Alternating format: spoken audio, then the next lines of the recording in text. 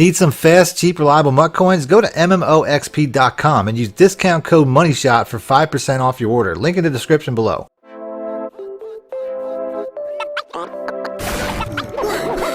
Welcome back, YouTubers and Madden fans. This is MADDENMONEYSHOT, sniffing out the Madden cheese. Always got another gameplay for you today where we're going to be going over some tips, some defensive tips to basically make you a better defender. There's a lot of secrets to playing defense that I don't think anybody ever really touches on, especially in the community that I'm a part of, which is kind of like the tutorial money play community. I don't think a lot of people really break down what it is you should be looking for when it comes to playing defense. The tells that really give away, players on offense, as well as just making you a better defensive player. There are some secrets to playing defense, things you should look for that will make you a better defensive player from down to down, drive to drive, and throughout the entire game. So by the end of this gameplay, you really should, if you utilize the things that I mentioned, you really should be a better player by the end of it. So if you want to see more videos like this, make sure to hit the like button as always. Other than that, let's go and let's get into it. I'm on offense on the first series, which this isn't really about offense, but there is at least one tip that I can say, is pretty much translates from offense to defense. There's no real difference between playing offense and defense.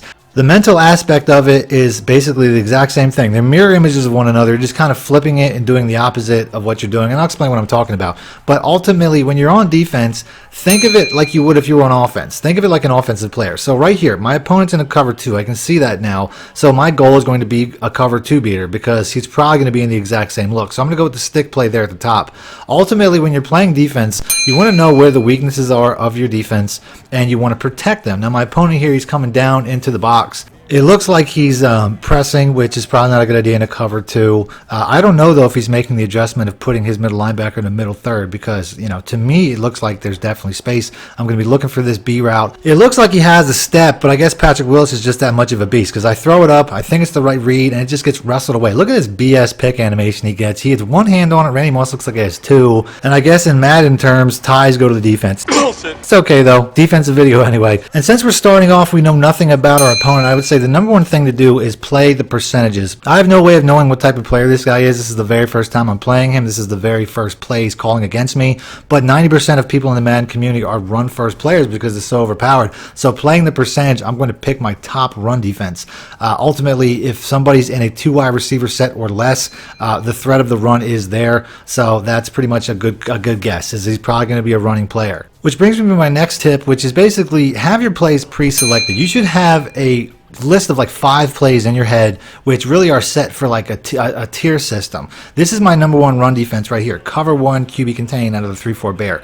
Next I'll show you a 4-4 split, which is kind of like a tier below her but a little bit better against the pass. Then I'll have a base defense, which is good run or pass, and then I'll have my best pass defense. You should really have it set up like that so you don't really ever have to pick a play. You're just kind of going, you're kind of choosing based off of what the situation is or what your opponent's showing you. And doing that really takes the guesswork out of things. So right here I guessed correctly. He gets shut down on the first play as a run. Nope. Then he goes into the hurry up. Now, ultimately, I think the reason that he's going into the hurry up is not because he had success on the first play running the ball. If he had success running the ball, he'd be going into a hurry up to keep me in that look. He's going into the hurry up because he most likely saw me bring the safety down to the box, making him think that he could pass on this defense. So that's exactly what he's going to do. He's going to drop back into the pass. I guess right once again. I get some pressure, and he gets a lucky play. He gets the throwaway. He just kind of lobs a prayer and kind of gets lucky, but it is what it is. Bottom line is I'm guessing right. I've never played this guy before. I have no reason to know what he's running, but I'm guessing right based off of this formula. So next play, I know exactly what the situation is. It's 3rd and 1.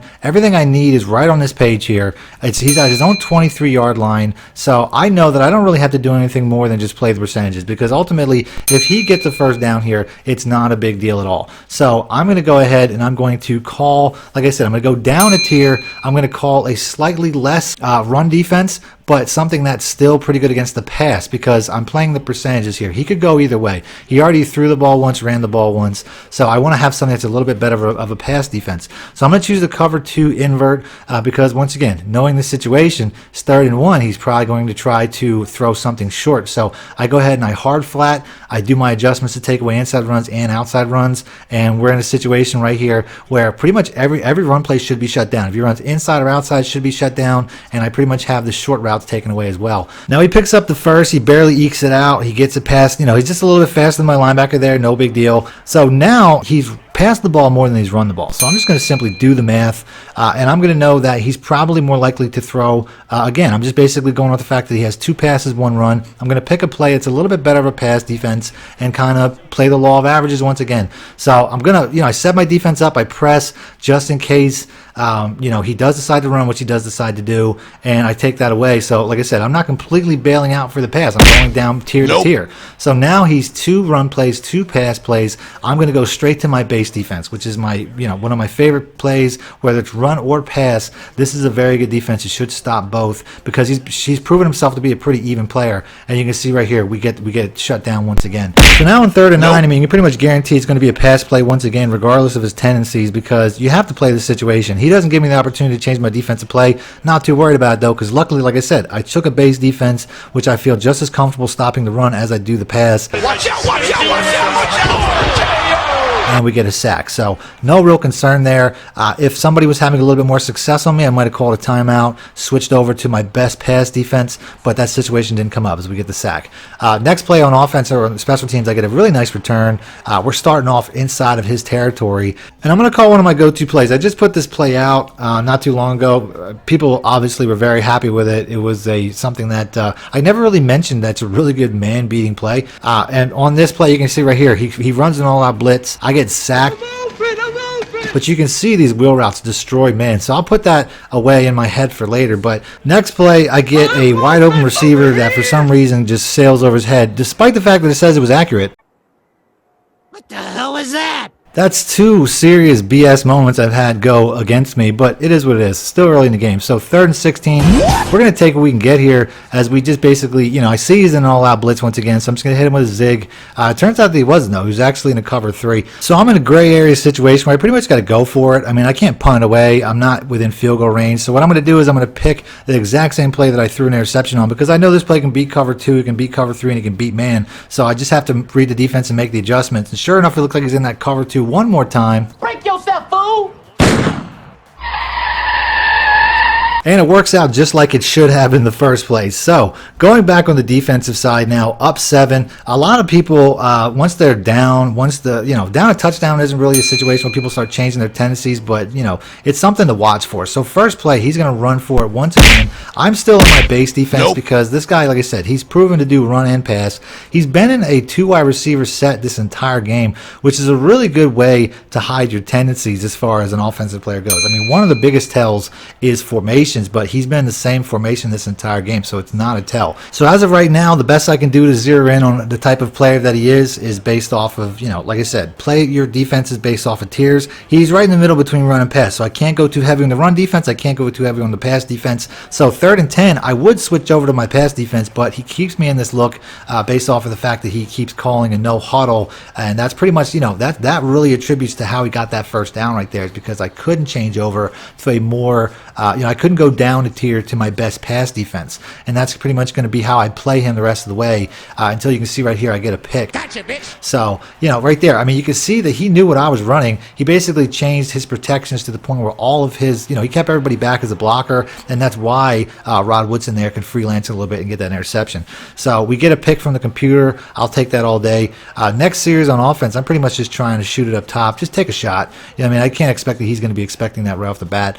This next play, the PA boot slide, this is one of my more favorite plays. This is such an easy play, no adjustments needed. All you really have to do is read the tight end back. Just the RB route's wide open. You can see right here for a nice catch and run and get the block. If he's not open, I mean, the user's really going to depend on what the next route will be, but pretty much one of those 3 will be open every time. So I took a shot. I didn't want to be 3rd and 10, so I take a nice easy catch and run. You can see right there we have some success. So next play, I mean, you can see he's going to send the house. I can see he's got, looks like he's going to send a house blitz, so I'm going to go to hit him with a stretch, because stretch plays can really beat this type of blitz outside. I motion the guy over, just give myself a little bit of an extra blocker. I just need a yard or 2. I don't need to get greedy. I was thinking to just take it wide, but it is what it is. So next play on offense, we're going to go right back to that verts play, which, like I said, this play here is one of my go-tos. I'm within scoring range. This is pretty much something I could take a shot right from here. So we're just going to go ahead. We're going to do the cover 3 adjustment, and that B route's just going to be wide open right at the cover 3 seam. It doesn't really matter whether it's cover 3, cover 2, man. You can see it beats all of it, just like the video I put out not too long ago. So on the defensive side, I mean, you know, he's still in the 2 wide receiver set. I can't imagine he's going to be doing this much longer. Time's going to start crunching away in his mind, but we're still going to come out. He's been running more often than anything, so we're going to come out in that #1 run defense. You can see right there, he passed. So now I got to change stuff. Now I got to go to something that's a little bit better of a pass defense. I can't get caught in that situation again.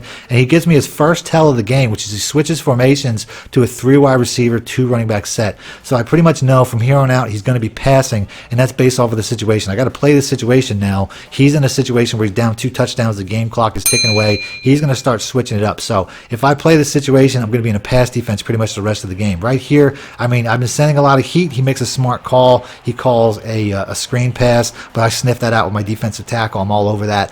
Plus the man coverage really helps out with that as well. So here, like I said, run and hurry up. I mean, the situation is going to dictate the rest of this game. He knows he's got to score quick. He's going to just start, you know, passing pretty much every play. So now this is pretty much the only time that I'm going to go to my all-out best pass defense, which is the big nickel over G. I have a lot of cornerbacks on the field, a lot of safeties on the field. This is pretty much the best pass defense that I can put on the field. So working my way down tier-wise as the game gets more predictable based off of the situation, I can go straight to my all-out pass defense. As you can see right here, nothing's open. We get an instant sack, and that's pretty much it. He's going to pull the ripcord. He doesn't need to see much more because it's to the point now where he pretty much can't come back. It's pretty much over, and he knows that. It's to the point where he's so predictable based off of the score. What's the point of sticking around? So if you guys want to see more videos like this, do me a favor and hit the like button, and I'll do more videos like this. I know you guys do. I've been doing this quite a bit. And that's it. Other than that, thanks for watching. Madden Money Shot out. You win. Perfect. Need more help or just want to show your support? Then head over to my Patreon and join my team, where you can get exclusive content like ebooks and bonus plays, as well as early access to my vids and more. Link in the description below.